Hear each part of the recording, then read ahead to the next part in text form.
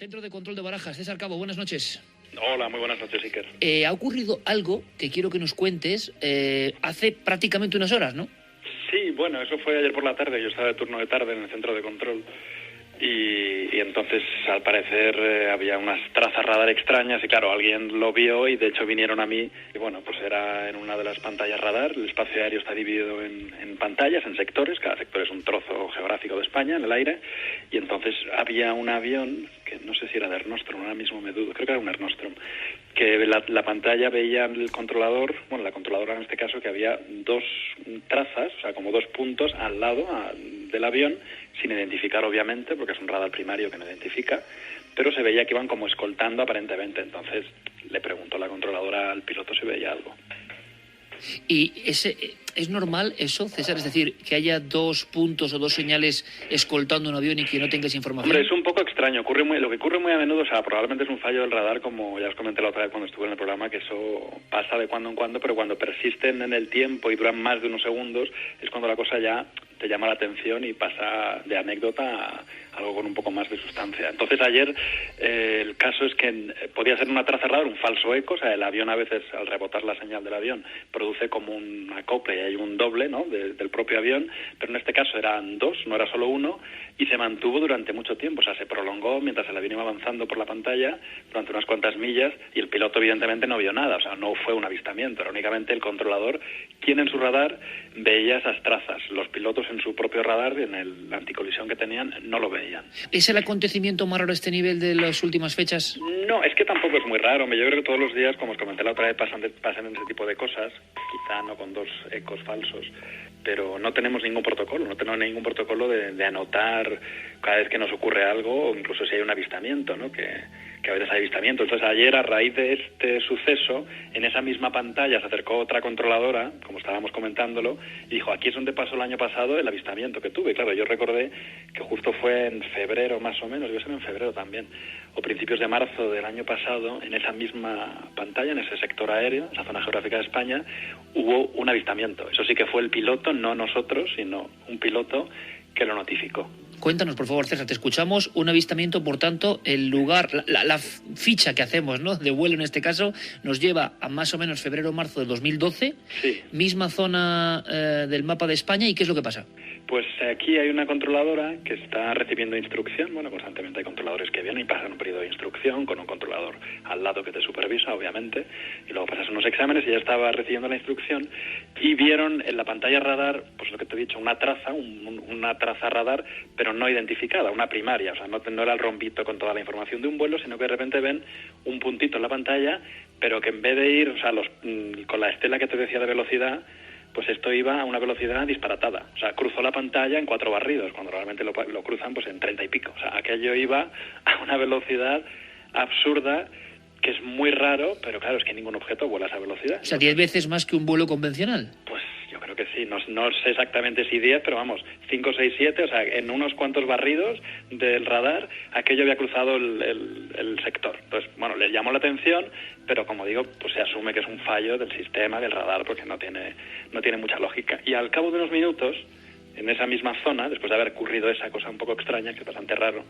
de repente hubo un avión, que era un avión británico, una compañía británica, que le preguntó a ella si le daba información, si tenía algún tráfico cerca, y bueno, pues claro, ella mira la pantalla y no ve nada, ve a ese avión solo en un espacio, bueno, pues de unas cuantas millas a la redonda no hay nadie, y el avión insiste y dice que tiene pues unas luces y que ve unas luces, o sea, el piloto está viendo unas luces, ella no ve nada, el piloto dice que ve las luces, que son unas luces que están parpadeando, que las tiene en un lado y luego se le mueven por aquí y por allí, y la controladora no ve nada y el piloto se va poniendo un poco nervioso, o sea, se nota por lo que me contaba ella ayer que estaba el piloto un poco tenso, y entonces ella le pregunta que le describa qué tipo de aeronave era. Bueno, descríbame usted lo que está viendo. Claro, nosotros no veíamos nada. Y el piloto dijo, no sé lo que estoy viendo. Que eso, francamente, que te lo diga un piloto, pues es bastante inquietante. ¿Intentó dar algún tipo de descripción aunque fuese somera, César, de la dijo, forma? no sé lo que estoy viendo, literalmente. Ayer me lo repetía y dijo, no sé lo que estoy viendo. Y eran una serie de luces, por lo tanto. tanto. Eran luces que parpadeaban y que se movían, y entonces el avión, como estaba nervioso, pidió descender para un poco pues quitarse de ahí en medio, ¿no? No tenía por qué descender en un avión que estaba sobrevolando el espacio aéreo, no venía a Madrid, pero pidió descender y cambiar de nivel. Entonces cambió de nivel y al parecer las luces aquellas también cambiaban de nivel. Pero bueno, al cabo de un poco ya desapareció.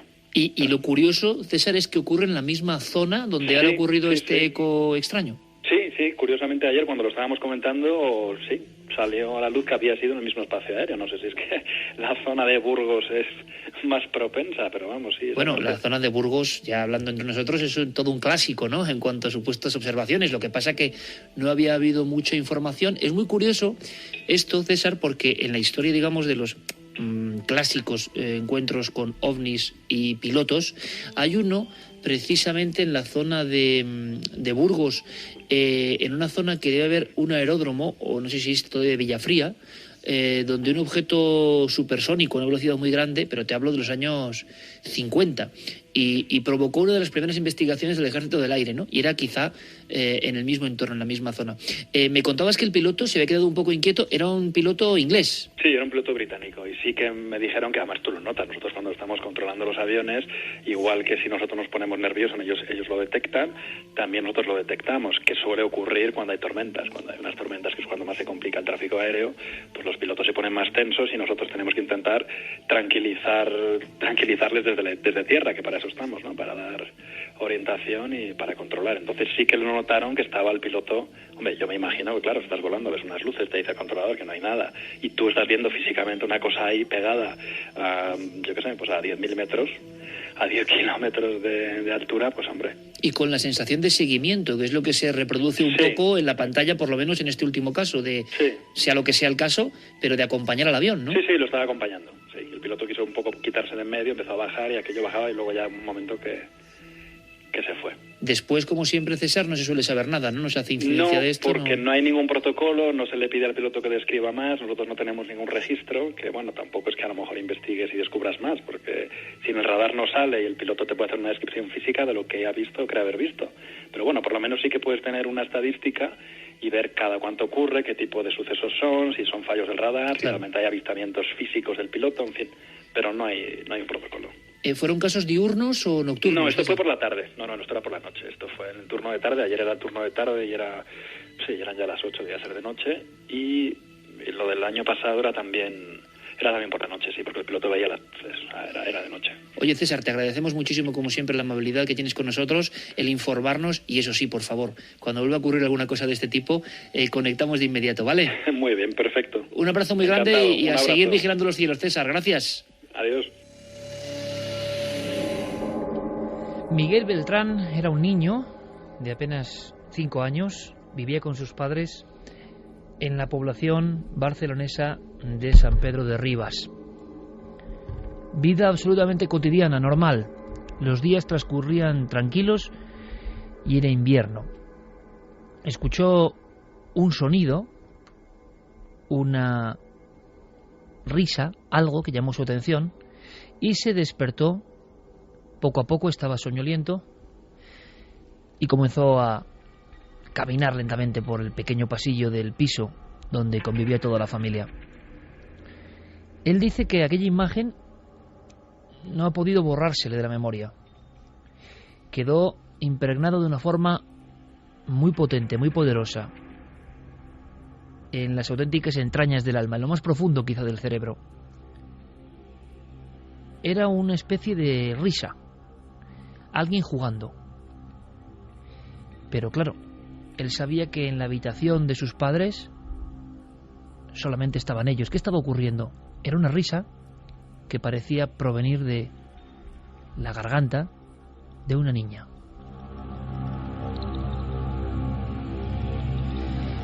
Con curiosidad más que miedo, porque no sabía qué estaba pasando, este niño fue aproximándose al marco de la puerta. Esta estaba entreabierta y entonces observó. Efectivamente, su padre y su madre dormían profundamente. Respiraban hondo. No movían un solo músculo. Deslizó su visión, su mirada hacia los pies de la cama y entonces descubrió algo asombroso.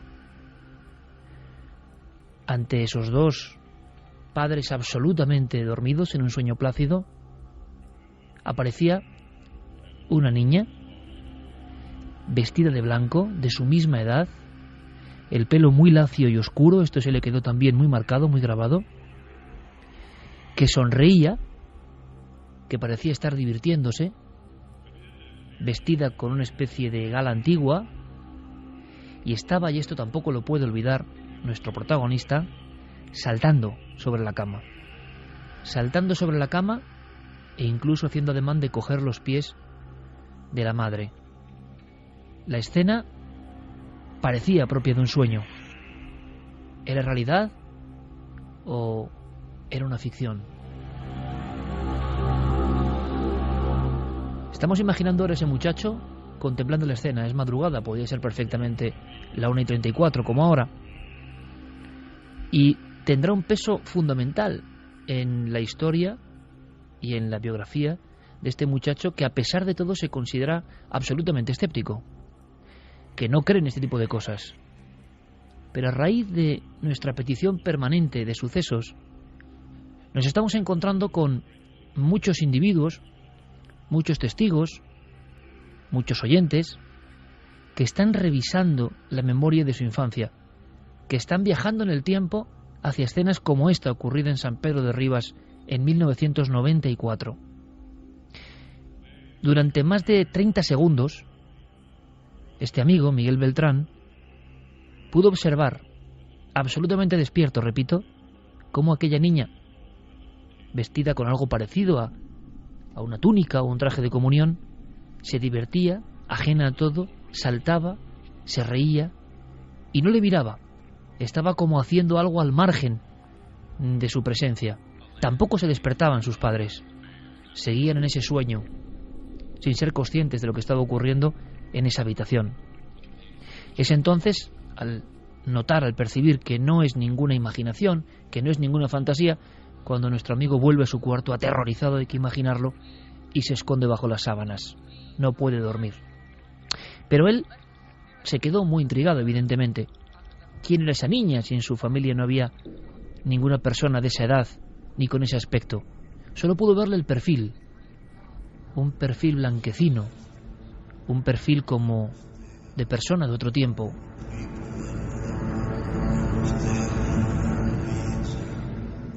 Con auténtico temor y durante años, este chico, que como digo luego fue generando una personalidad casi científica de alguna forma, o muy racional, intentó descubrir en su propia familia qué es lo que pasaba y preguntó al padre, a la madre.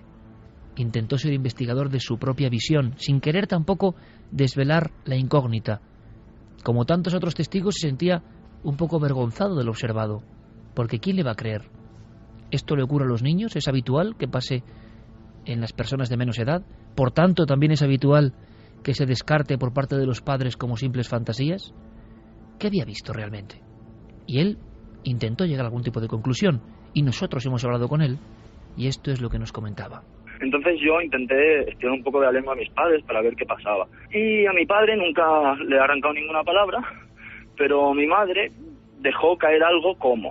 Todo empezó cuando vino una amiga mía que se le había muerto la hija. Eso dijo. La madre sí, con algo más de miedo, parece que argumentaba que después de la visita de una amiga, de una compañera que se había quedado sin su hija, todo había empezado a cambiar en la casa y parece que ella sí que era más consciente, sí que sabía, sí que intuía que algunas noches ocurrían cosas como si un pensamiento, un recuerdo, una visión pudiese haberse quedado allí. Lo curioso y lo que recordaba Miguel es que en alguna ocasión, en episodios que uno no sabe en qué umbral están, la madre le confesó a su propio hijo que él se había despertado en mitad de la noche, había acudido al cuarto y parecía estar hablando, dirigiéndose a alguien. Pensaron incluso en un episodio de sonambulismo. Es decir, en ocasiones este muchacho, Miguel, parecía haber dialogado, parecía haber hablado con esa niña, siempre una niña. Llegó el caso a ser tan angustioso para la familia que en 1994, a finales de ese año, lograron trasladarse a Villanova y la Geltrú. Nada más entrar en la otra casa, los hechos pararon. La historia de esa niña que saltaba en la cama ante los padres dormidos pasó mejor vida. Nunca más ni un solo incidente. La gran pregunta es, ¿cuál es la naturaleza de estas cosas? ¿Y por qué quedan de una forma tan gráfica y tan metida en la mente de quienes los han vivido? Precisamente esta semana hay un informe científico que intenta resolver el misterio de esas visiones de los niños. Visiones tan complejas y tan detalladas como esta. No es una sombra en el umbral de la puerta. No es una imagen borrosa que avanza por un pasillo. No. Es algo tan detallado como esto. Algo que no sabemos en qué parte de la realidad mora. Pero esta noche, precisamente esta noche, aunque hay mucha actualidad, vamos a dedicar nuestro último fragmento del programa a hablar de este informe y hacer un repaso de algunos casos que nos han llegado en estas últimas fechas. Casos de personas como cualquiera de vosotros que han recordado algo que pasó en la niñez. En la niñez pasan muchas cosas mágicas y algunas, también hay que decirlo, son aterradoras. Esta noche vamos a adentrarnos en ese mundo que parece olvidado y que a veces, como en un flash, vuelve a salir a la luz.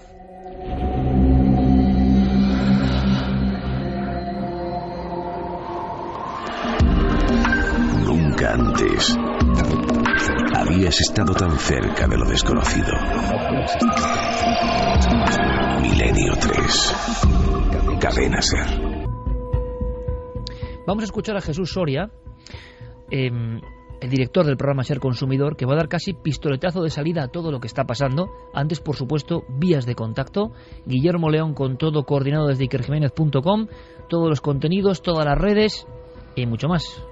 Pues las vías de contacto de siempre, a través del correo electrónico milenio3@cadenaser.com, y en las redes sociales nos tienen que buscar en Nave del Misterio, en Facebook, en Twitter y en Google+. Gracias por vuestra participación y esta noche fundamental, claro, vuestra firma, vuestra pequeña sentencia de alguna manera, lo que opináis, lo que decís, lo que os parece indignante, porque hablábamos hace unas semanas de esos hallazgos cotidianos, por desgracia, en nuestro país. Hallazgos terribles como contenedores con animales enfermos que se utilizaban para pienso y sospecha la Guardia Civil que podían haber sido empleados para algún tipo de producto humano. Santiago Camacho tenía, y desde hacía tiempo, hay que decir que Santi suele adelantar a la actualidad, un dossier, una carpeta que ponía eso, vida tóxica. Y lo hemos ido retrasando porque ya dimos mucha caña, se puede decir así, con el tema de conspiración alimentaria. Pero claro, la actualidad nos vuelve a hablar de hamburguesas con trazas de caballo, con ADN de caballo, que esto no sería peligroso para la salud, pero sí es un fraude alimenticio. Pero si vamos un poco más allá, nos encontramos con escándalos de este tipo, escándalos tremendos. Le preguntábamos a Jesús Soria por lo que estaba pasando y su opinión sobre ese tema que se ha ido, pues eso, escondiendo entre el blanco y negro de las páginas de los periódicos y que ya no se habla apenas, pero que demuestra que en este país, es universal esto desde luego, pero en este país la trampa en el ámbito alimentario nos tiene que poner en guardia. Claro, luego vamos a ampliar esto a todo el mundo tóxico que nos rodea. Y como digo, nos vamos a llevar las manos a la cabeza, porque no sé qué se puede hacer. Igual nos dais alguna idea. Jesús Soria, últimos datos. Recordad que animales que comían con canibalismo involuntario priones de su propia especie dieron origen a una enfermedad como las vacas locas. No es cosa de andarse con bromas. Una enfermedad que, trasladada luego al ser humano, provocó algunos de los síntomas más terroríficos que se recuerdan. Bien, pues ahora pasaba en España esto y Jesús lo calibraba de la siguiente manera.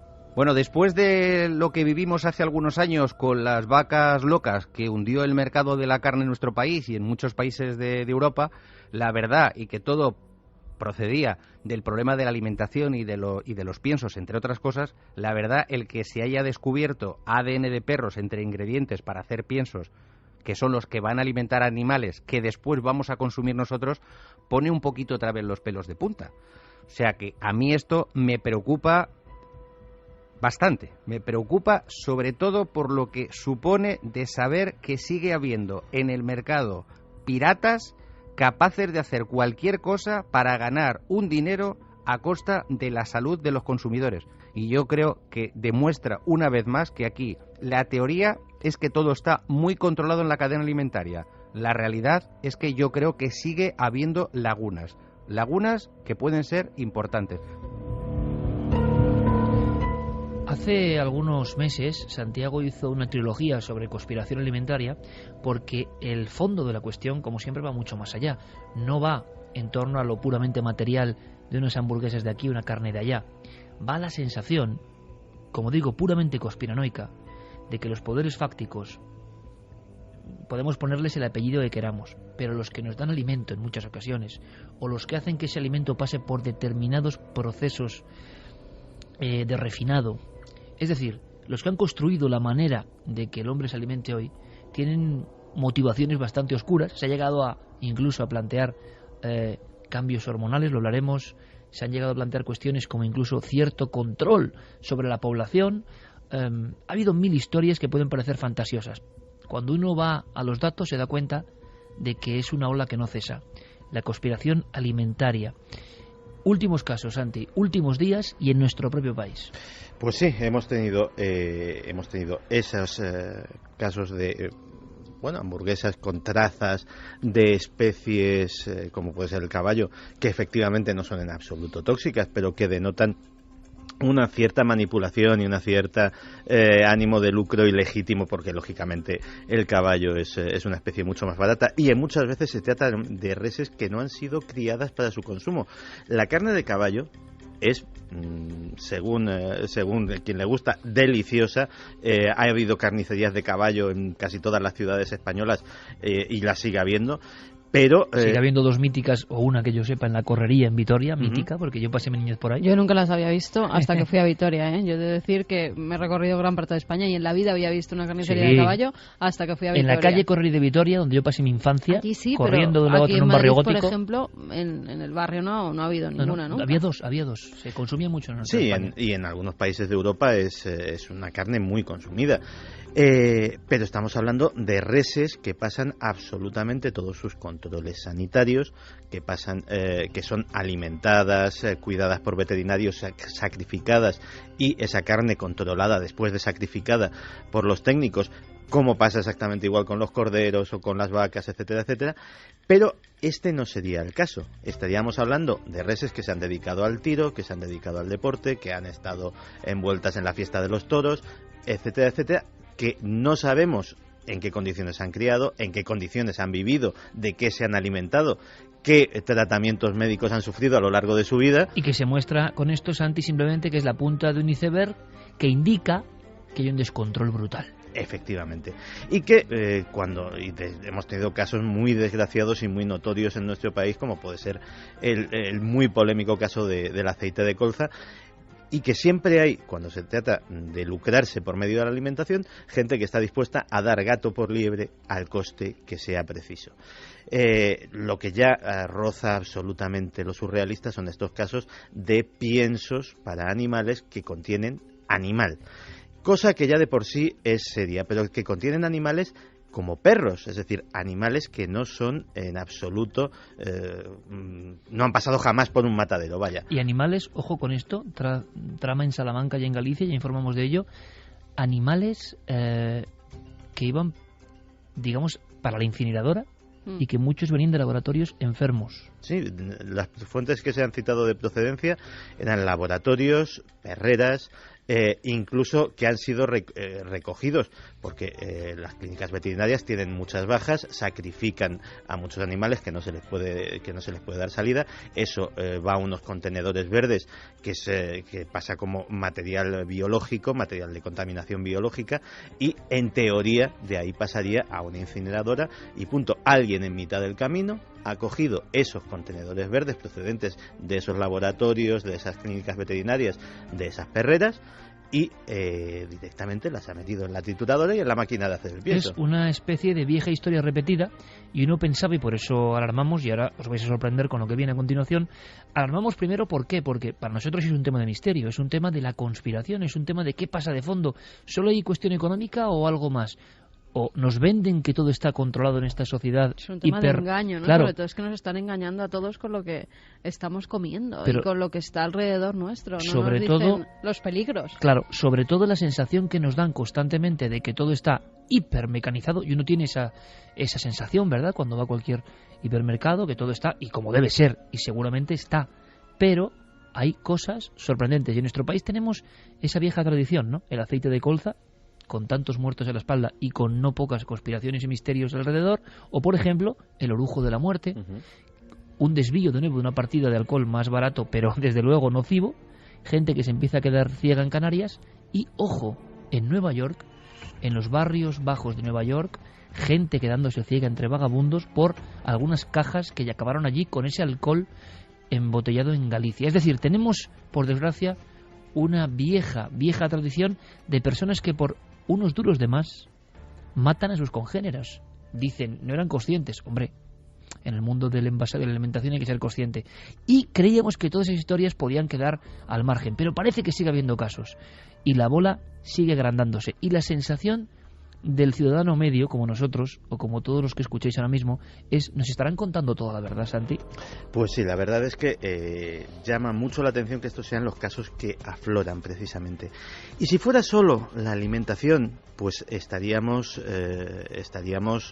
por lo menos en un ámbito mucho más controlado. A fin de cuentas, la industria alimenticia sufre y con razón los controles de las autoridades sanitarias, que están permanentemente velando por nuestra salud, o al menos intentándolo. Pero esa carpeta que decías tú de vida tóxica, que efectivamente existía en este ordenador desde hace 4 o 5 meses, este era el momento de sacarla por una de esas sincronicidades que tú no conocías cuando me propusiste que hoy precisamente sacásemos este tema. Y es que precisamente esta semana la Organización Mundial de la Salud ha sacado a la luz un informe que se titula Estado de la ciencia de los productos químicos disruptores endocrinos, que precisamente desarrolla absolutamente todo lo que se citaba en esa carpeta, todo lo que se denunciaba por parte de científicos, de ecologistas, de químicos desde hace mucho tiempo, y que en un informe de hace 10 años la Organización Mundial de la Salud decía que las pruebas eran muy débiles y que no había que alarmarse por las cosas que vamos a contar ahora. 10 años después, esa misma organización ya no dice que las pruebas son débiles, dice que las evidencias son enormemente graves y que hay que tomar medidas al respecto. 1:59, o sea que por desgracia el dossier que Santi estaba ahí aguantando en el congelador se ha puesto de máxima actualidad esta semana. Organización Mundial de la Salud.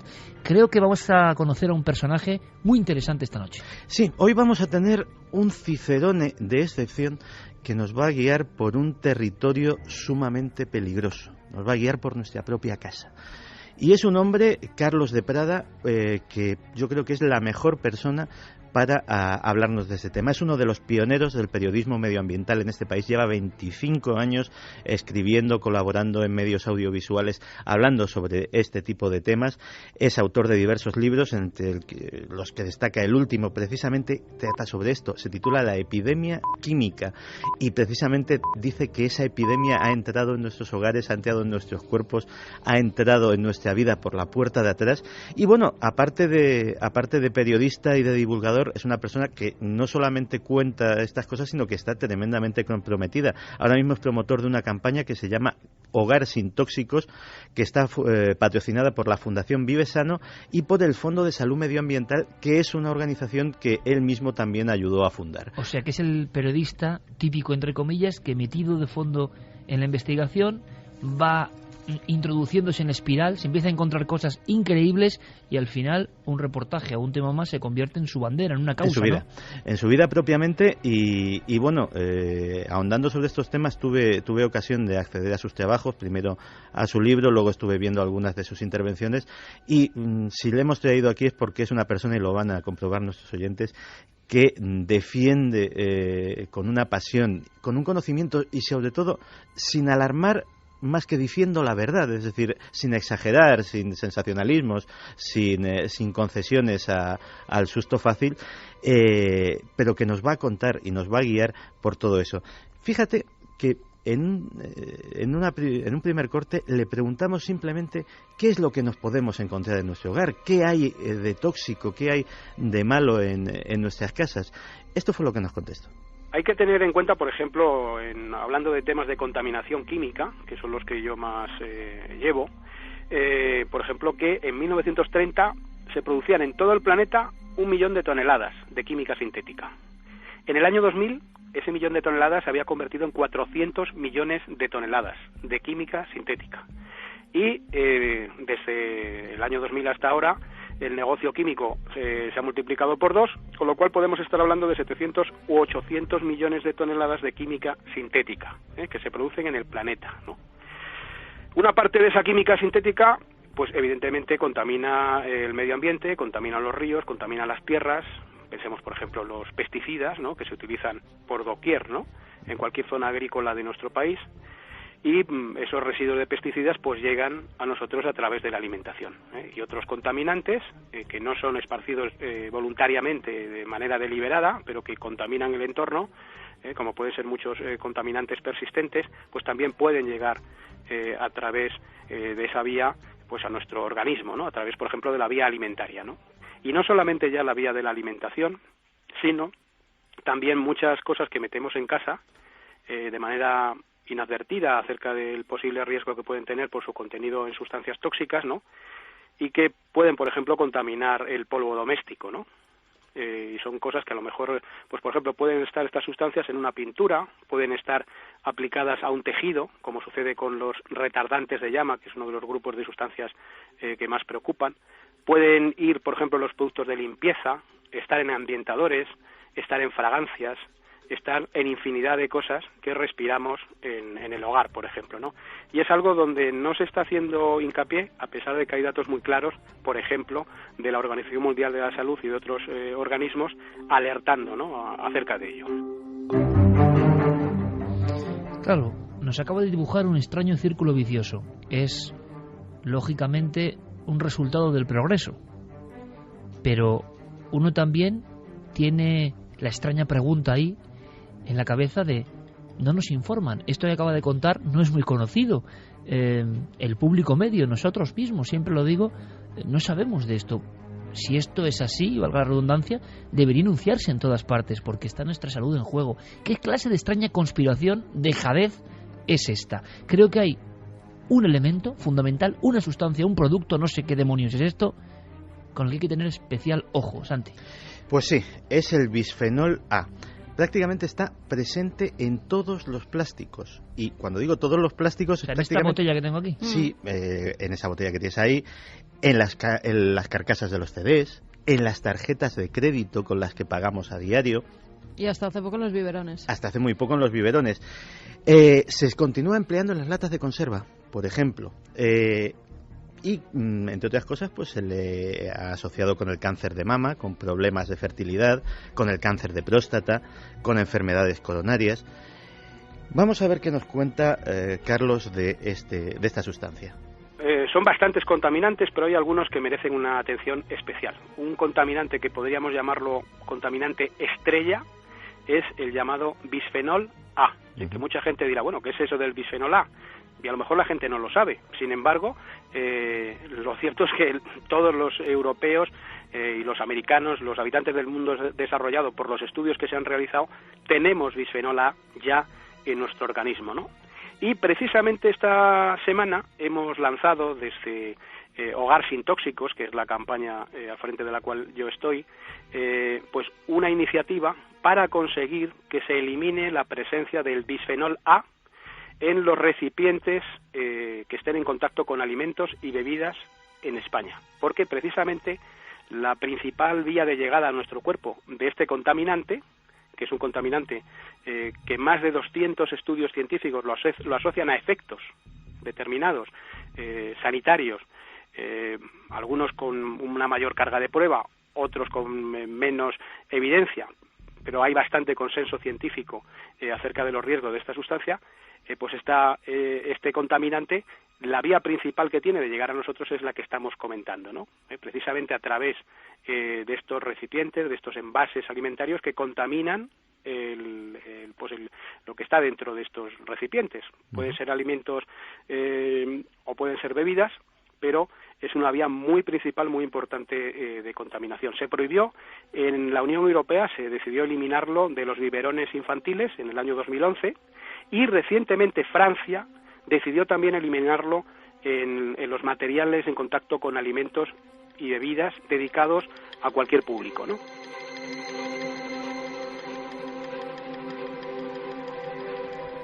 Imagino que no soy yo solo ahora el boquiabierto, y también imagino que miles, cientos de miles de amigos y amigas se están enterando hoy. Por tanto, ahí hay una especie de descompensación entre la realidad y la información que se nos da. Están todo el día bombardeándonos con no sé qué informaciones y estas no. O sea, que nosotros mismos, aquí presentes Noel, Fermín, Santi, Carmen y yo, como todos vosotros me imagino, habéis sido niños que han tomado biberón con bisfenol. Pues hombre, si ahora se descubre que esto tiene estos problemas, uno no deja de sentirse como extraña cobaya del sistema, ¿no? Siempre a toro pasado todo, y luego nos quejaremos de qué, de que pasa qué. Es decir, esto es una especie de entramado que uno no acaba de entender, como si alguien sabe que un producto es nocivo, no se elimina de inmediato. Y luego se meten los científicos en sus propias batallas. Pero ¿esto cómo es posible? Santi, los efectos en el organismo son evidentes. Sí, los efectos en el organismo son evidentes. Existen, como muy bien ha dicho Carlos, multitud de estudios científicos, y ya ahora ahondaremos sobre esos estudios científicos y lo que dicen sobre esta sustancia. Pero fíjate que voy a citar una anécdota que por personal además creo que es muy gráfica, porque muchas veces podemos decir, bueno, pero el tupper este de plástico que llevo al trabajo, o la botella de agua, o cualquier recipiente, tampoco es que haga mucho. Fíjate que cuando yo me llevé a mi perrito a casa, que me lo encontré en la calle, pues sencillamente pues le compré una serie de cosas, para unos cacharritos, para que bebiera agua, para que comiera y tal. A los pocos meses noté que la trufa, el hociquito, se le empezaba a poner blanco. Perdía su color negro característico y se decoloraba hasta ponerse rosa. No era un síntoma mortal, pero lo llevas al veterinario. ¿Qué te dice el veterinario? Dice, bebe en un recipiente de plástico, ¿verdad? Dice, sí. Dice, cámbiaselo por uno de metal y ya verás cómo se le pasa enseguida. ¿Y en nuestro cuerpo qué pasa, Santi? Y en nuestro cuerpo, pues efectivamente las asociaciones son tremendas. Estamos hablando de diferentes tipos de cáncer, pero también se le ha asociado con trastornos como la hiperactividad, como el déficit de atención. Casi todas las sustancias de las que vamos a hablar son lo que se llaman disruptores hormonales. Es decir, cuando eso entra en nuestro cuerpo, cuando entra en el cuerpo del perrito y le cambia el color, es porque su cuerpo interpreta que eso no es una sustancia química, sino que es una hormona. Que es una hormona que ha producido su propio cuerpo. Por eso se llaman disruptores hormonales, porque interrumpen o alteran la función de las hormonas naturales. ¿Qué sucede? Pues puede haber casos, como en el caso de los tumores, en el que sencillamente por una alteración hormonal se produzca una tumoración, se produzca un crecimiento normal de las células. Puede haber efectos muy graves en el tema de la fertilidad, y de hecho los descensos en la fertilidad tanto femenina como masculina en Occidente, muchos expertos los atribuyen precisamente a estas sustancias. Nada que ver con el estrés ni con otro tipo de cosas, y no solamente a estas sustancias, sino a la exposición a estas sustancias no de adultos, sino desde que estamos en el vientre de nuestras madres. Es decir, no influirían en nuestra fertilidad desde la etapa en que somos fértiles, sino que influirían en el desarrollo futuro de nuestra fertilidad desde que somos muy pequeños.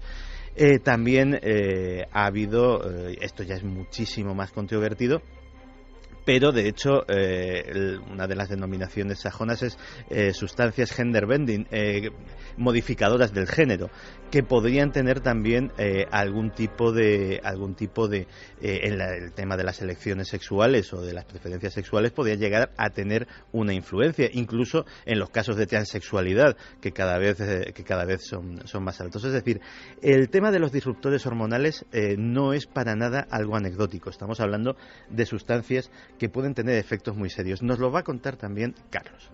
Sí, mira, en el caso del bisfenol A, pues por ejemplo hay efectos que son sobre el desarrollo del sistema nervioso central, sobre el desarrollo cerebral, sobre el desarrollo del aparato reproductor, es decir, por ejemplo, efectos sobre la producción de esperma, por los estudios que se han realizado, probablemente también efectos sobre enfermedades cardiovasculares, también algunas investigaciones la asocian a la diabetes.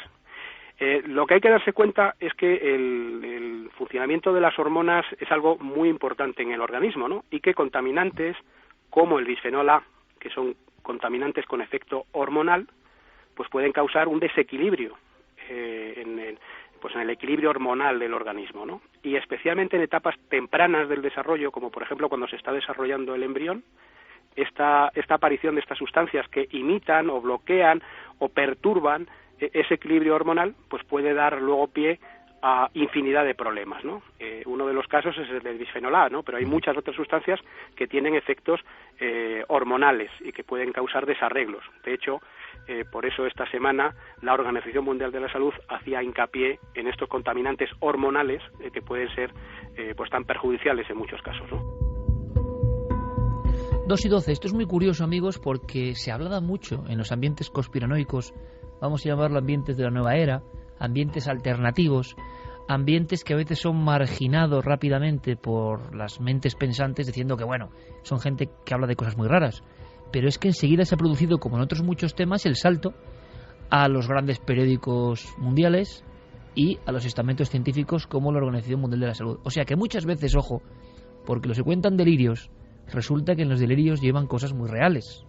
Antes de simplemente en una ráfaga, en un flash, detectar lo que vosotros pensáis de, para mí, en mi opinión, este escándalo, peligroso escándalo, este periodista, sobre todo, y esto pone la carne de gallina, hacía hincapié en que dentro de una familia hay unas personas que son especialmente vulnerables, ¿no? Sí, esa es la pregunta que tanto por ti como por el resto de los padres que nos escuchan más la mente hacerle a Carlos, y es si los niños en concreto son especialmente vulnerables o tienen exactamente el mismo riesgo que los demás, y la respuesta no es nada halagüeña. Claro, es por eso que precisamente, por ejemplo, en la decisión que se tomó en 2011 en la Unión Europea, ¿no?, de prohibirlo en biberones, era para proteger a los niños, ¿no? Es decir, los niños tienen una serie de, y ya no hablamos solo del bisfenol A, ¿no?, sino en general de los tóxicos, de los contaminantes, tienen una serie de cosas que los hacen mucho más susceptibles, ¿no?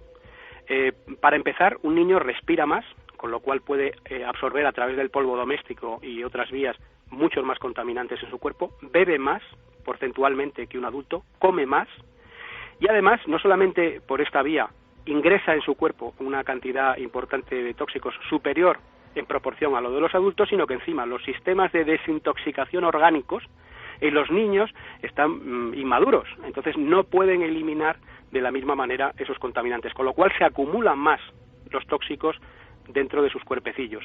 Y además, una triste circunstancia es que los niños, también por estar en desarrollo, son mucho más sensibles.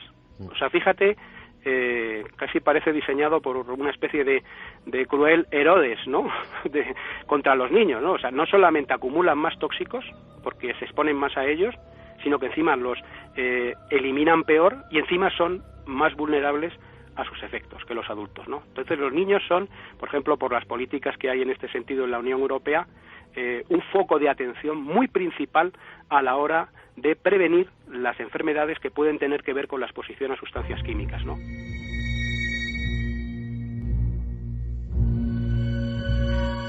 ¿Cómo nos gustaría que este tema fuese ficción, ¿no? Uno de tantos de, uy, yo no me creo lo que contáis.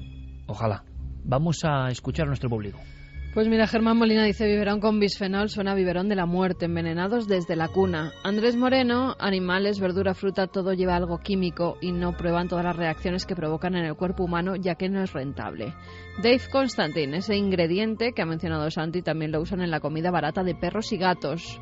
Los piensos de 20 kilos a 5 euros. Cuidado, hasta plástico lleva esa comida de bajo coste. Gisela Sánchez dice, pues sí, la leche ya no es leche y si lo es, está mezclada con agua. La bollería industrial lleva muchos químicos, edulcorantes, conservantes que en grandes cantidades no son demasiado buenos para tu salud. La carne que comemos en general está hormonada y proviene de animales alimentados con Dios sabe qué. El pescado tiene mercurio y otros tóxicos que se encuentran en el agua, etcétera, etcétera, etcétera. Isaac Peral dice, la mayoría de granjas de pollo tienen también cerdos, los cuales se alimentan de los pollos muertos.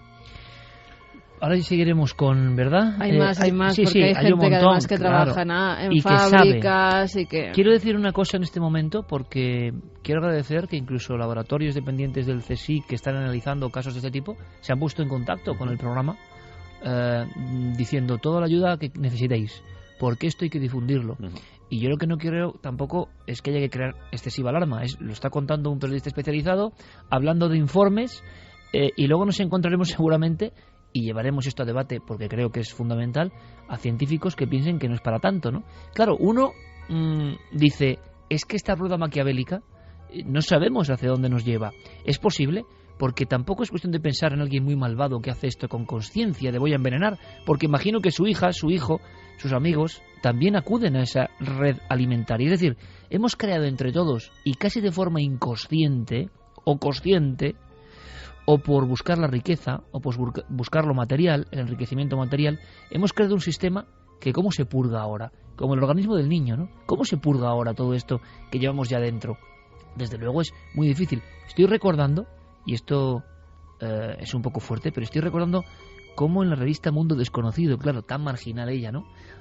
Para, digamos, el pensamiento políticamente correcto, fue de las primeras, en principios de los 80, en hablar de esto. Y el último reportaje del recordado reportero Alejandro Viñati, el último reportaje fue El protocolo de la muerte envasada, que hablaba de todo esto de alguna forma. En el año 82, después de hacer ese reportaje, apareció muerto en la habitación de un hotel en Venezuela, y de alguna forma todo el mundo pues cogió, lógicamente, mucho miedo, sea casualidad la muerte, o como tantas otras veces no sea casualidad.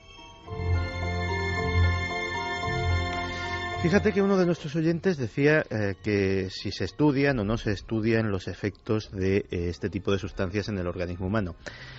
Hay un dato. En las últimas décadas hemos creado más de 100.000 sustancias nuevas, sustancias que no existían previamente en la naturaleza, es decir, no hemos reelaborado, creadas prácticamente de la nada, completamente sintéticas, completamente artificiales. Conocemos con detalle los efectos sobre el cuerpo humano del 1%, es decir, de 1.000 de esas 100.000 sustancias.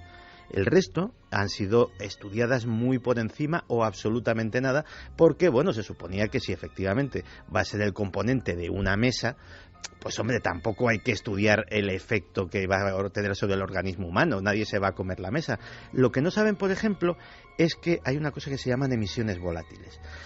¿Tú nunca has abierto la caja de un aparato electrónico, por ejemplo, y huele a aparato nuevo? Sí. Eso es por los disolventes, los plásticos de la carcasa, los adhesivos. Todavía el proceso de fabricación deja esas emanaciones.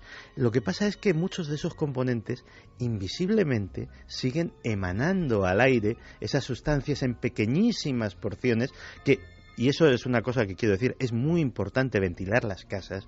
Es muy importante ventilar las casas. Ahora en invierno cuesta un poquito más, pero merece la pena el esfuerzo, porque muchas veces cosas que tenemos, desde aparatos electrónicos hasta los marcos de nuestras ventanas, que pueden ser de PVC, o cualquier otra cosa insospechada, va emitiendo a nuestro medio ambiente particular, nuestro medio ambiente casero, nuestra atmósfera más íntima, pues un grado de contaminación que desconocemos. Y limpiarlo de vez en cuando no está mal.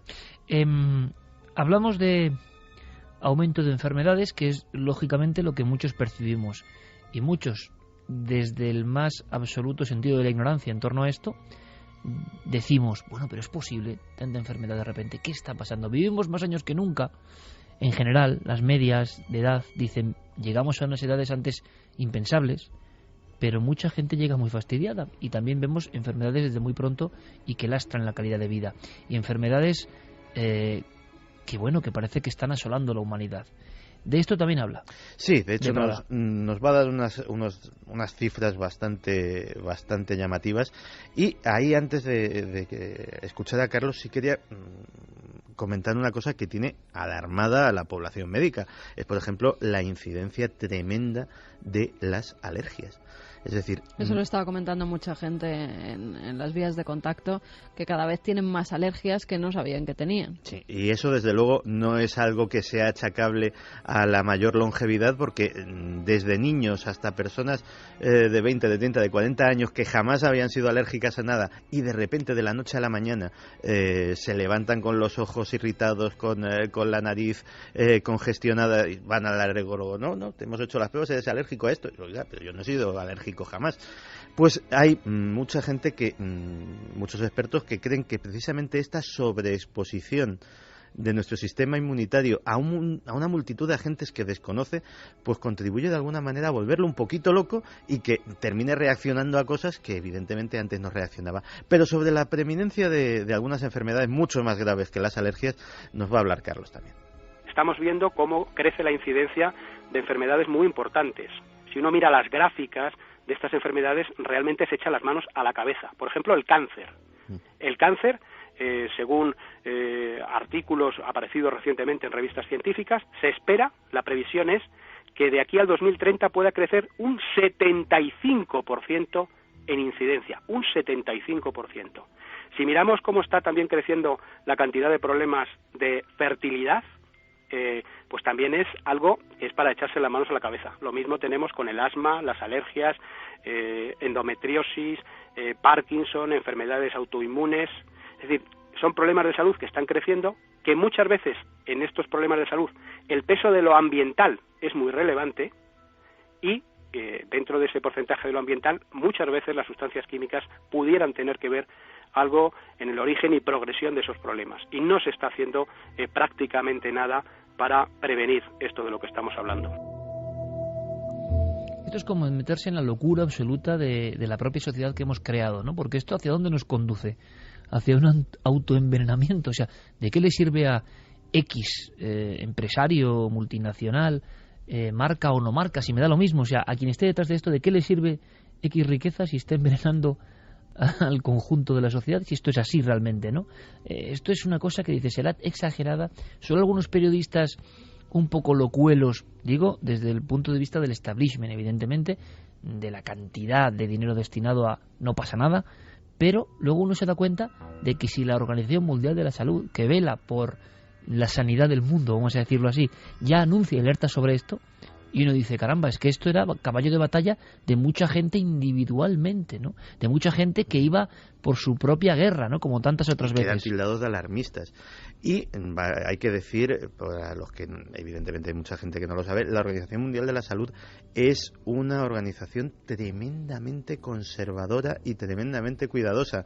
He dicho en lenguaje muy coloquial y para que me entienda todo el mundo, la Organización Mundial de la Salud siempre se la ha cogido con papel de fumar en todo. Es decir, si no está 100% segura de lo que dice antes de emitir un informe, para no crear alarmismo, para no afectar a un sector económico, para no generar mayor caos del que podría generar la enfermedad o el daño que está intentando denunciar, no lo ha hecho. Y de hecho hace 10 años, cuando no tenía aún esos datos, decía que todo esto, las evidencias eran muy tenues, repito. La economía por encima de la salud, de alguna forma lo intuíamos, ¿no? Pero la gran pregunta, Santi, es si esto se sabía ya de antes. Claro que se sabía y de hecho Carlos nos va a contar que en la comunidad científica esto era no un secreto a voces, era sencillamente una cuestión de consenso. Todo el mundo estaba de acuerdo, no había ni siquiera voces en contra. Al escucharnos. Es increíble la cantidad de estudios científicos que se publican sobre esto. O sea, esto no es que haya unos pocos estudios científicos. Esto es que cada semana aparecen varios.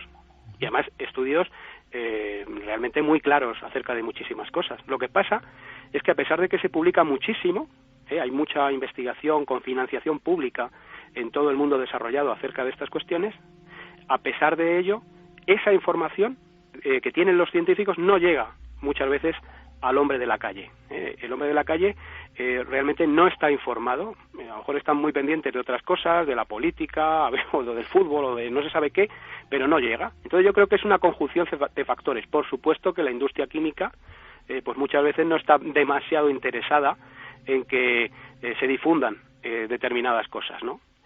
Pero si uno quiere buscar información, incluso las propias revistas científicas más prestigiosas del mundo tienen ediciones en Internet donde puedes ver esos estudios, o por lo menos ver los resúmenes de esos estudios, ¿no? Es todo auténtico miedo, y además uno no sabe bien cómo salir de este círculo. Este círculo, que parece el círculo del infierno de Dante, tiene muros muy sólidos, porque ¿qué hace uno? Deja de beber esta botella de plástico, evidentemente, ha condicionado su vida a la comodidad, y entonces, claro, pues beberá esta botella de plástico, tendrá este aparato, y esperemos a que dentro de unos años se descubran cosas de las emisiones de aparatos, en fin. Pero claro, para intentar no quedar todos de alguna forma con esa sensación de impotencia, ¿no?, ante esto que estamos escuchando, y que además remite a los principales estamentos mundiales, Santi, la gran cuestión es, ¿tenemos alguna especie de decálogo para saber qué hacer o para empezar a pelear con esto? No sé si es cuestión de irse, porque yo creo que ya ni en una montaña ni en una costa perdida, porque el efecto de todo esto es ya global, ¿no? Bueno, global. Claro. Los abuelos lo decían, ¿no? Al final lo que va a ser una verdadera riqueza es un pozo y un huerto. Es que forma parte, digamos, de la estructura de la civilización que hemos montado. Para que nos hagamos una idea, el plástico es rígido. Es decir, el plástico, cuando lo calientas, es moldeable, puedes hacer un montón de cosas con él, estirarlo, darle la forma que quieras, pero básicamente el plástico es duro. Tú tienes, en cambio, en el cuarto de baño, una cortina que es de plástico y no es dura. Es como de tela, es perfectamente moldeable. Eso es porque se le ha añadido una cosa que se llaman los talatos. Y los talatos es lo que hace que ese plástico rígido se convierta en algo que se puede mover y que es casi como una telita, o los suelos de PVC, o los manteles de plástico. Todo eso, el problema es que para que eso se haga así, y no se puede hacer de otra manera, no hay otra forma de hacer el plástico así de dúctil, hay que añadirle esa sustancia que también forma parte de estos disruptores hormonales. Es decir, es muy complicado, pero Carlos nos comenta ahora que aunque solo sea librarnos de un X% de este cerco químico al que estamos comprometidos, sí merece la pena. Merece la pena porque decía que los niños eran más débiles en ese sentido, pero nosotros adultos tenemos en nuestro organismo ya desarrollado métodos para combatir los tóxicos, para anularlos, para expulsarlos de nuestro cuerpo. Cuanto menos exposición tengamos, más alivio daremos a ese sistema de nuestro cuerpo. Y sí que Carlos nos da algunos consejos para intentarlo. Hombre, hay cosas donde es más difícil encontrar a lo mejor alternativas a nivel de lo que uno puede hacer como ciudadano, por ejemplo, a las decisiones a la hora de consumir una cosa u otra, ¿no? Por eso, por ejemplo, en temas como lo del bisfenol A, hemos lanzado esta campaña precisamente esta semana, ¿no? Precisamente para que se elimine, porque es algo donde tiene que ser una decisión de las autoridades eliminarlo, porque el ciudadano tiene muy difícil. ¿Cómo puedes elegir una lata que tenga o no tenga bisfenol A? Bueno, te lo podrían etiquetar, cosa que también tendría que venir obligado por las autoridades, ¿no? Pero al margen de cosas donde sí que tiene que intervenir la administración mediante la normativa, mediante las leyes, hay muchísimas cosas donde uno puede hacer algo para evitar, por ejemplo, tóxicos en casa, ¿no? Por ejemplo, una pintura. Hay muchas pinturas que están basadas en aceites vegetales, y que no contienen una serie de sustancias preocupantes que luego pueden incorporarse al polvo doméstico y las puedes respirar en casa. Hay productos de limpieza que no contienen, son productos de limpieza ecológicos de verdad, no todo lo que pone ecológico realmente lo es, ¿no? Pero sí hay productos ecológicos de limpieza que no contienen una serie de sustancias. Y luego hay decisiones muy sencillas como plantearse, ¿es realmente necesario tener en casa limpia muebles, limpia cristales, limpia suelos, limpia hornos, ¿realmente es necesario, por ejemplo, poner el suelo de la casa como si fuera un quirófano? O basta a lo mejor limpiarlo con agua, vinagre y limón y poco más, porque realmente no vamos a comer en el suelo, ¿no? Lo que pasa es que, claro, en los días que corren, eso es muy complicado, muy difícil. Hemos ido hacia el otro lado, ¿no? Claro, es que también hay una de las victorias del marketing es convencernos de que hay cosas que huelen a limpio. No, oiga, las cosas limpias no huelen absolutamente a nada. Lo que nosotros entendemos que es el olor a limpio es el olor a jabón, el olor a detergente, el olor a perfume, una serie de sustancias químicas, pero realmente eso no es olor a limpio, eso es olor a química. las cosas limpias no huelen absolutamente a nada. Y partiendo de esa base, podemos darnos cuenta de que muchas de las cosas, en teoría higiénicas, y que está muy bien tener una higiene, y está muy bien tener la casa limpia y tener el cuerpo limpio, pero que muchas veces nos extralimitamos y, queriendo hacer un bien, terminamos haciendo un daño. Es muy curioso porque esta semana, repito, la Organización Mundial de la Salud, por eso es noticia, abre la página de cuidado con estas sustancias que están en nuestras casas y, bueno, genera un debate que antes era solo mantenido por, digamos, periodistas muy valientes, ¿no? O científicos muy valientes. Ahora ya es una auténtica cuestión de salud global. Nuestro público.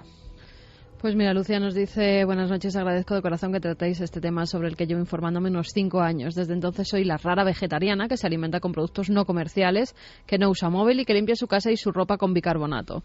Lo único que pido a todo el que me quiera escuchar es que se cuide, porque visto lo visto, nadie va a cuidarnos. Rubén Huescar dice: hace algún tiempo escuché que incluso por la gran cantidad de conservantes los cuerpos estaban tardando en descomponerse.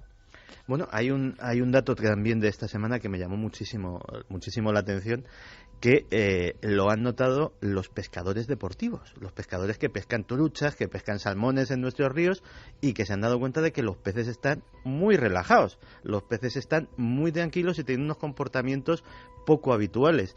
Parece ser que eso se debe a la cantidad de antidepresivos que hay en el agua, y que es una cosa que se viene denunciando hace tiempo, que las depuradoras en concreto tienen una capacidad muy limitada para filtrar este tipo de sustancias, y que eso termina yendo a los ríos, y parece que incluso está llegando a afectar a la fauna piscícola. Madre mía. José Manuel dice: buenas noches, compañeros.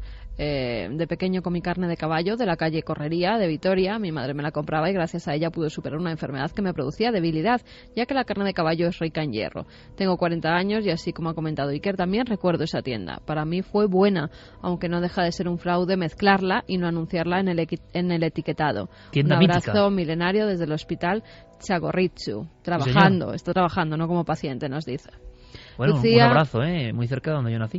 Dice: buenas noches, seré breve respecto a los controles de las reses. Hasta no hace mucho, y lo sé por experiencia, puesto que soy ganadero, vacas que morían se mandaban para el matadero sin pruebas y no para incinerarse precisamente. Tengo más anécdotas, pero igual no son de buen gusto. A día de hoy se le sigue dando oxitocina a las vacas, que no bajan la leche para que lo hagan. Todo, en general, todo deja muchísimo que desear. Da pena y a mí personalmente miedo. Gracias, un abrazo y seguid así, por favor. La codicia, ¿no?, del ser humano, la codicia elevada a la máxima potencia y como único significado en la vida del sistema, ¿no? Que la oxitocina tiene un efecto muy llamativo sobre la libido humana. Y de hecho, otra de las cosas que, aparte de la fertilidad dentro de nuestro comportamiento sexual, está llamando mucho la atención a los expertos, es los descensos brutales de los niveles de libido, de deseo, en una sociedad curiosamente que está hipersexualizada y que tiene estímulos por todos sitios. Cuestión de la que hablaremos ¿Sí? otro día, Santi. Sí, es otra de tus carpetas de las que dan miedo, porque lo sobrenatural da un tipo de miedo. Esto es un miedo cotidiano y absolutamente oculto también. Barcels dice: buenas noches, estoy escuchando a Santi y todo lo que nos cuenta su entrevistado sobre la química en casa es muy interesante, la verdad, y alarmante. Me asalta una duda: ¿qué alternativas tenemos? Alternativas al alcance de todos, claro, porque por estar tan extendida la química es más barata que los sustitutivos que pueda haber, espero equivocarme, que la crisis nos ataca a todos. Claro, es que además todos esos materiales son mucho más caros que los que venden en supermercados. Y que estamos metidos en un círculo de más que es imposible de evitar. Imagino que serán pequeñas acciones para que no estemos 100% del tiempo sometidos a ese círculo. Mira, Daniel González nos dice que es estudiante de ciencias ambientales y que están viendo la gran cantidad de sustancias tóxicas a las que estamos expuestos y la omisión de las administraciones y de los medios de comunicación acerca de los peligros, causando muertes silenciosas. Un 90% de los cánceres están directamente relacionados con los tóxicos en cuestión. Caramba.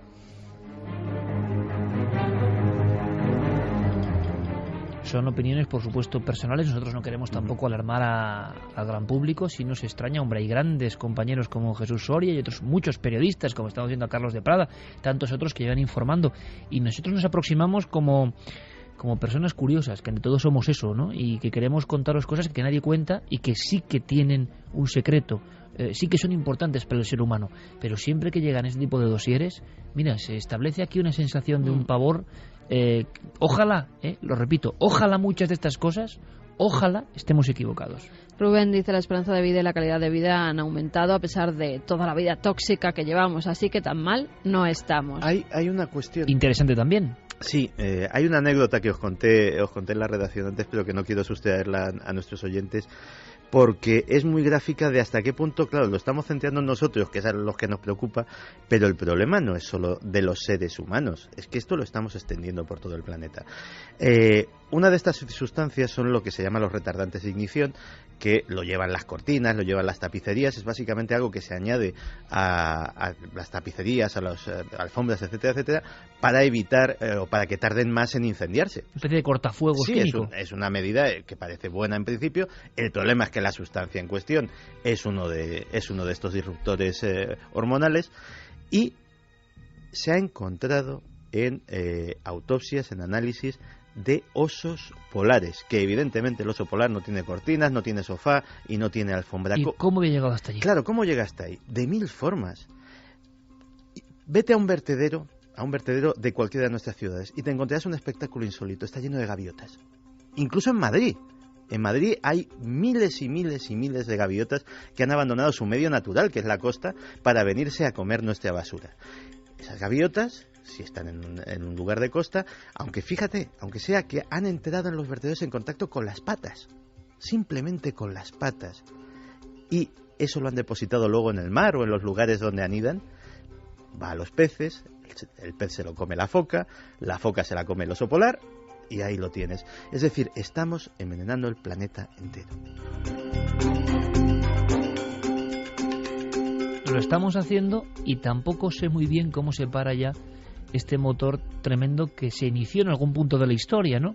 Y todos están contentos y todos están obsesionados con tener muchas cosas. Pero claro, nos damos cuenta de que desde luego el legado que estamos dejando para el futuro es mucho peor a ese nivel. Será mejor en otros, desde luego. Y algunos dirán, vivimos más tiempo, desde luego. También hay que sondear cómo vivimos, ¿eh?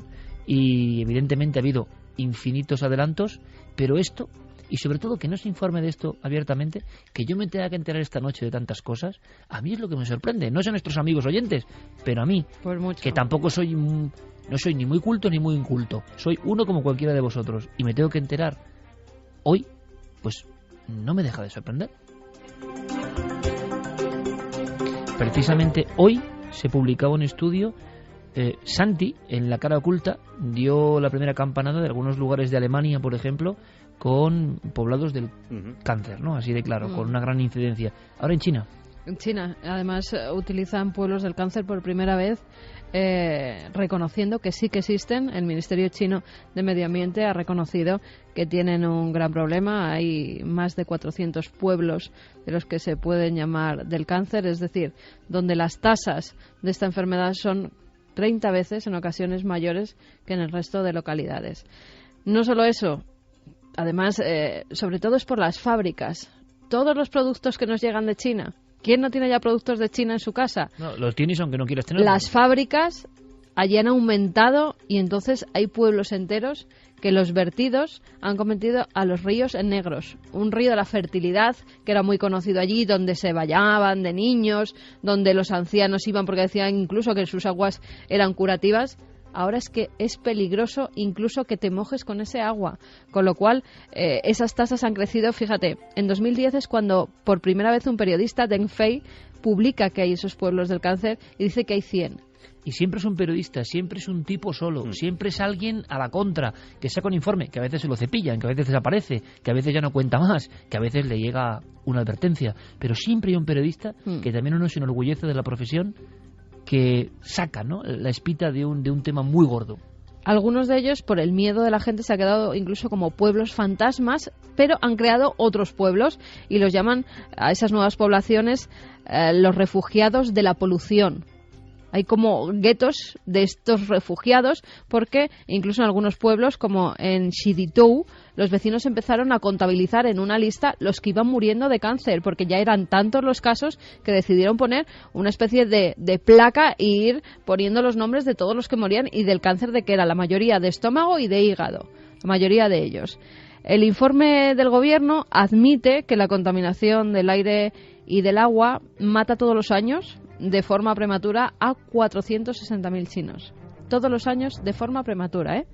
Sería más o menos como una población cercana a Murcia, más o menos, también, sí, una cosa así. Los lugareños dicen que han sido advertidos además de que periodistas extranjeros que vayan a preguntar, que no hablen, que no digan nada, que no den información, porque pueden tener un problema. Es un mundo de paradojas por cierto, que yo lo que quiero es escuchar a científicos, si lo vais a escuchar, que nos digan que todo esto es una tontería, que todo esto es una paranoia y que todo esto no es verdad. Ojalá tengan la razón. En este caso iré con los escépticos, os lo aseguro. Así que pararemos ante un debate en televisión. Esta vez quiero que tengan la razón. De verdad, los escépticos, lo deseo, que todo esto sea una pesadilla, una fantasmagoría, pero me da a mí que seguro que hay elementos que son reales, absolutamente reales. Hablaremos el domingo, por cierto, luego cantaremos de Corea del Norte. Está a punto dicen, ocurrir algo grave, y mañana en Cuarto Milenio hacemos una visita a ese país secreto, os va a interesar. Pero había una noticia importante, corremos, la página del dossier, que seguirá abierto, por supuesto, con novedades, y si tenéis cualquier tipo de información, ya sabéis, tenéis ahí las vías de contacto, y Guillermo León, nuestro compañero, coordinando todo a través de ikerjimenez.com, cualquier correo, cualquier cuestión detallada de una forma más extensa, podéis enviarla ahí, porque estamos recibiendo mucho apoyo y muchos testimonios pues realmente impensables, ¿no? Viendo de dónde proceden. Así que lo agradecemos de corazón, porque no solo queremos... Bueno, esto sí es dar miedo. No es solo el miedo sobrenatural, como siempre, el que nos atrae, sino el miedo del secreto, cosas secretas, cosas tabú, y cosa tabú es la que hemos contado esta noche, sin duda. Otra para algunos es lo que está pasando en los cielos. A raíz del incidente de Rusia de hace una semana, resulta que ha habido más casos. Ha habido más casos. Si podemos poner un mapa rápidamente, Carmen, ¿en qué lugares del mundo ha habido más bolas de fuego? Se hablaba de Cuba, Estados Unidos... Sí, se hablaba de Cuba, de San Francisco, Letonia también ponían, pero no hay nada confirmado. Italia, en España se vieron varias bolas de fuego. Bueno, ¿qué es eso? Tiene que ver con lo astronómico, sencillamente es una señal de algo. Nuestro planeta está atravesando un umbral más peligroso del que nos han contado. También en esto hay silencio, con esta música que pone Noel Calero maravillosa de Evangelis, la espiral. Estamos metidos en una espiral muy rara, ¿no? Estamos en el 2013 y tenemos la sensación no solo de aceleración, sino de que estamos haciendo cosas como muy extrañas, ¿no? El género humano. Quizás sea precisamente el momento de reflexionar sobre ellas para aprender y empezar a deshacer ciertos caminos. ¿Pero qué ha pasado? Yo quiero hablar con Enrique de Vicente, porque Enrique, director de Año Cero y un miembro de alguna forma, ¿no?, de esta familia, es una de esas personas, yo creo, que siempre lanza códigos muy interesantes que muchas veces se cumplen y que en un principio suelen ser incomprendidos. Él llevaba muchos años, fijaos, hace más de 20 años en Año Cero, fue alertando de la posibilidad del incremento de estos enviados, de estos bólidos cósmicos.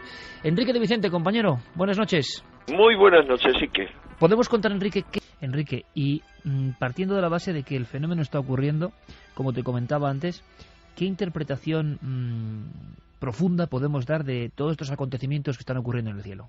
Bueno, hay una interpretación inicial, y es, para mí, estos acontecimientos confirman una hipótesis sobre la que yo he escrito varias veces hace ya muchísimo tiempo, que es la hipótesis desarrollada por una serie de científicos rusos.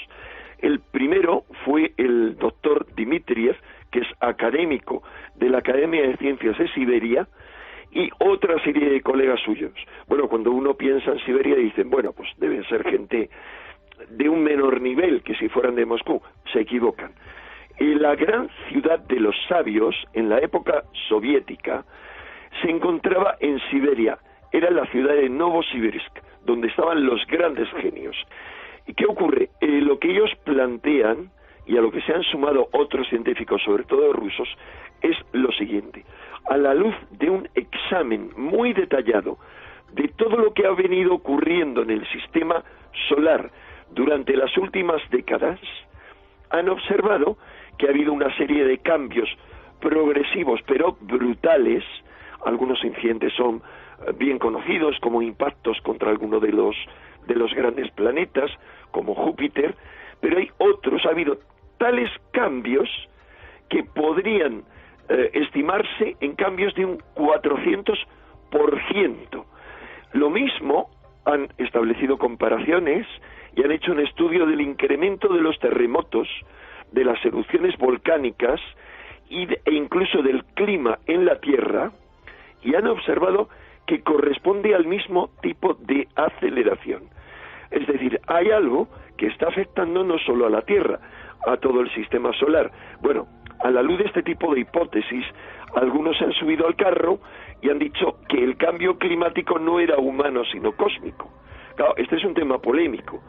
Yo siempre he pensado que era humano, pero a raíz de estudiar muy a fondo este tema, en este momento estoy convencido de que es humano y cósmico. Y lo que ellos concluyen, y basándose en muchos datos, es que hemos entrado, desde hace tiempo nos estamos adentrando en una zona del universo diferente, repleta de anomalías.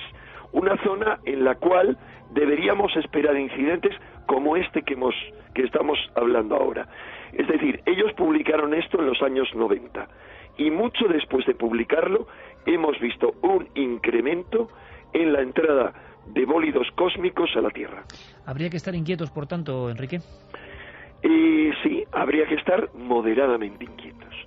Enrique, por último, ¿qué opinas de la versión oficial, de lo que dicen los astrónomos, los que vigilan este movimiento de los astros y esta aparición de meteoros? Lo que se cuenta en todos los periódicos, vamos, ¿tienes alguna opinión al respecto? Vamos, se cuentan muchas cosas. Vamos a hablar siempre de la corriente mayoritaria. La corriente mayoritaria es, lógicamente, en ciencia, en política, en lo que sea, absolutamente conservadora. Es decir, atada al pasado y nada abierta a innovaciones. Y en ese sentido dicen, pues es normal que ocurra esto. Hombre, señores míos, es normal que al mismo tiempo que hay un gran cuerpo celeste que está describiendo una trayectoria en una dirección, aparezca otro cuerpo más pequeño como el de Rusia en otra dirección, horas antes aparezca otro en otra dirección, horas después otro, días después otro. Pues a mí no me parece normal. Vamos a ver, han dicho que lo de Rusia, han dicho algunos de estos expertos, que lo de Rusia era un incidente casi sin precedentes, comparable a lo de Tunguska, a la gran explosión de 1908. Y si es algo sin precedentes, hombre, a mí me parece que decir que eso se dé en el mismo día que estaba pasando ese otro gran cuerpo celeste, y que antes y después haya habido otros, es mucho más fácil que nos tocara el premio de Euromillones que eso se dé. Ese es mi punto de vista. Y lo que yo diría es, quien diga que lo mío es una chifladura, que lo van a decir, hombre, que lo demuestre a nivel estadístico. Que demuestre que eso puede ser una casualidad inferior a una entre 1 millón. Enrique de Vicente, como siempre, compañero, maestro, muchísimas gracias. Muchas gracias a ti, Iker. Del cosmos al Vaticano. Noticias, evidentemente, la cola del cometa en este aspecto, la información prosigue, continúa. Hablábamos de esa curiosa profecía de Gravandal que hablaba de la corrupción en cardenales, obispos y sacerdotes, una extraña profecía lanzada en 1965. También en Gravandal se habló de que quedaban 3 papas en aquel momento, o sea que ya con Ratzinger sería el final. Lo que pasa es que todas las profecías se pueden adaptar. Claro, y se amoldan. Juan Pablo I, que se no cuenta porque solo duró 3 días, o sea, cuentan los que quieren y los que este tampoco contaría porque ha renunciado.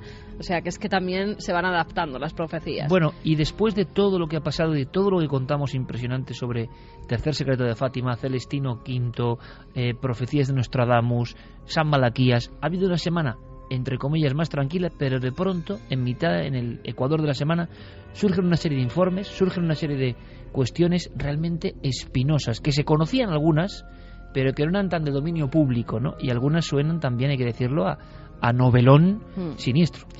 Pues mira, esta semana publicaban el diario La República y la revista Panorama, que además es un semanario bastante conservador, o sea que no es como el periódico de La República, que muchas veces sí que va en contra del Vaticano. Publicaba un informe que decía que había sido pedido por el propio Benedicto XVI a 3 cardenales.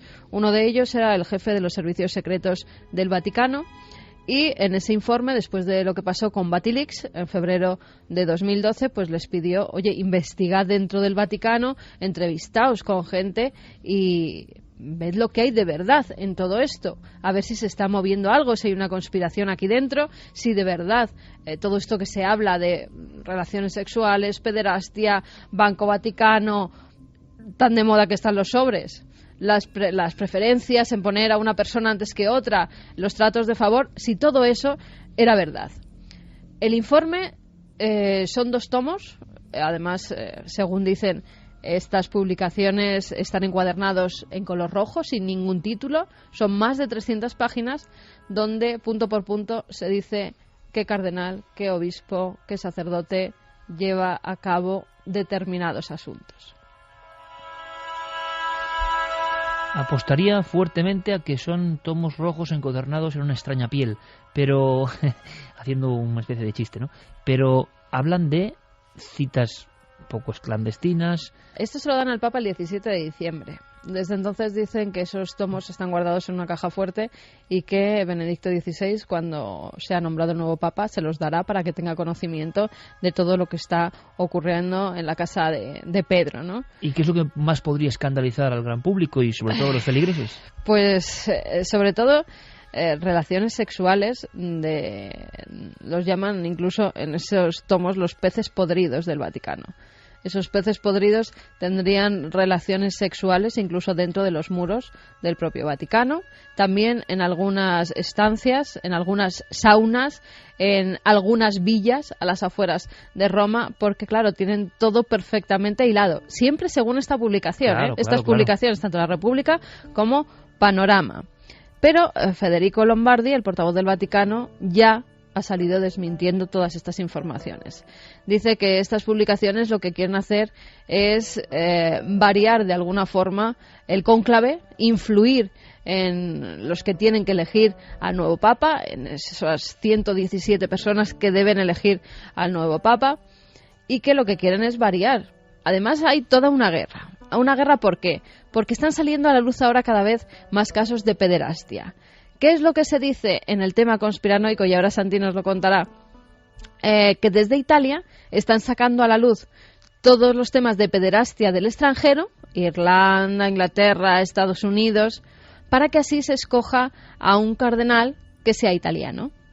Es decir, de los italianos no están hablando. Es más, los medios de comunicación italianos dicen que cuanto menos se hable de esos posibles papables, mejor. Porque los que tienen que estar dentro del cónclave ya los tienen muy vistos, es mejor que no salga uno de los preferidos. Entonces hay todo un tema de conspiración, Iker, aparte de todas esas citas que parece que se están llevando a cabo dentro del propio Vaticano con nombres y apellidos. Ha habido destituciones, ha habido nuevos nombramientos, con lo cual está todo muy movido. El Papa lo van a sacar en helicóptero el día 28 a las 5 de la tarde, se lo llevan a las afueras de Roma, donde tiene su residencia de verano, y lo dejan allí. Pero fíjate, hay otra cosa que llama la atención. Lo van a tener viviendo dentro de las estancias del Vaticano, en una especie de chaletito, llamémoslo así, que está en los jardines del Vaticano. Un chaletito que ya hizo Juan Pablo II para que vivieran allí siempre unas cuantas religiosas. Cada 5 años iban cambiando esas religiosas. Una cosa curiosa. ¿Qué hay dentro de esa pequeña residencia dentro de los jardines del Vaticano? ¿Y por qué lo puso allí Juan Pablo II? Una estatua de la Virgen de Fátima. Luego me cuentas, quizá en la tercera hora, ¿hay alguna profecía sobre rayos y truenos y demás o no? Mucha gente lo relaciona con una fotografía obtenida esta semana. Santa, hay un par de informes y un par de historias que parecen ya de 007, vamos. Pues sí, lo primero es que el nuncio de su santidad en Reino Unido, Antonio Menini, se ha encontrado con la desagradable sorpresa de un grupo de sacerdotes británicos que acusan directamente al cardenal primado Keith O'Brien, que va a participar en el cónclave, de haber abusado sexualmente de ellos, emborrachándoles en sus habitaciones privadas y solicitándoles luego favores sexuales. Algunos, según citan los diarios británicos, entre lágrimas le decían: es que no te puedes imaginar lo que es un cardenal, no es como el presidente de tu empresa, es un ser que tiene control sobre toda tu vida y no le puedes decir simplemente que no. Esa, de entrada, encajaría con lo que decía Carmen, de que están empezando a aflorar una serie de escándalos que favorecen a los candidatos italianos en detrimento de los extranjeros. Pero la noticia vaticana de la semana, antes de que saliese este informe, fue que contra todo pronóstico, cuando ya solo le quedan apenas unos días y se suponía que iba a ser el nuevo Papa el que iba a tomar esa decisión, Benedicto XVI ha nombrado nuevo presidente del Banco Vaticano. Ha nombrado al alemán Ernst von Freiber, que es director de una de las mayores navieras del mundo, naviera que, por cierto, se dedica, entre otras cosas, a la construcción de buques de guerra. Lo que se preguntó a Lombardi si eso podía ir en contradicción con la ley de Dios, y Lombardi se enfadó muchísimo con el periodista que se lo preguntó y le dijo que bueno, que no. Y todos los analistas citan que esto es básicamente la última bofetada que le da Benedicto XVI a Tarcisio Bertone, que fue el que destituyó a Ettore Gotti Tedeschi, que fue el anterior presidente del Banco Vaticano. Por cierto, que Ettore Gotti Tedeschi, según los medios italianos, que actualmente se encuentra en la cárcel por otro tipo de cuestiones, tiene depositado en poder de una persona de su máxima confianza un informe que dice lo siguiente: en caso de que me asesinen o me pase algo extraño aquí dentro, habré muerto por esto, dalo a conocer al público. Curiosamente no es el único. El antiguo mayordomo del Papa, indultado in extremis por Benedicto XVI, también tiene unos papeles que también tiene depositados en un notario de Roma, que en caso de tener una muerte extraña deberían de ser dados a conocer a la prensa.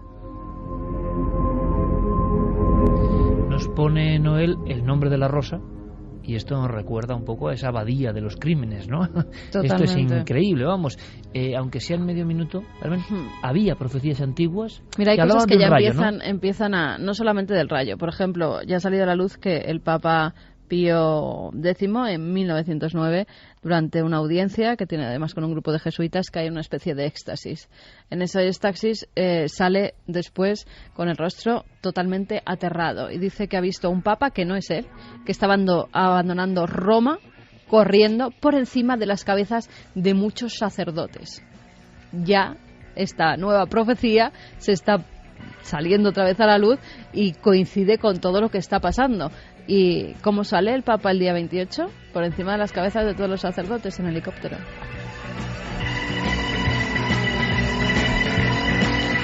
Nosotros luego continuamos con otras historias.